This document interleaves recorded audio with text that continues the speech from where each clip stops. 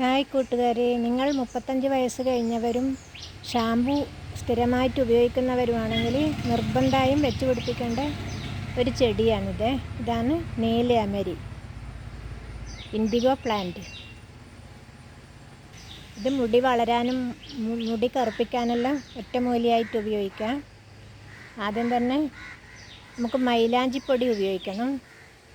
വൈകുന്നേരം രാത്രിയോ മൈലാഞ്ചിപ്പൊടി ഉപയോഗിച്ച് മുടി കഴുകിക്കഴിഞ്ഞാൽ പിറ്റേത്തെ ദിവസം ഇത് ഉണക്കിപ്പൊടിച്ച പൊടിയില്ലേ, ഇത് നീലയമരി ഉണക്കിപ്പൊടിച്ച പൊടി പിറ്റേത്തെ ദിവസം രാവിലെ ഉപയോഗിച്ചാൽ മതി.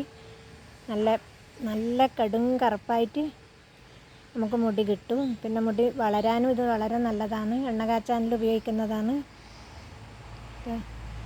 ഇതിൻ്റെ വിത്താണ് നടാൻ ഉപയോഗിക്കേണ്ടത്. ഇത് പൂക്കാനായിട്ടുണ്ട്. ഇതാ കണ്ട, ചെറിയ മൊട്ട് വരുന്നുണ്ട്.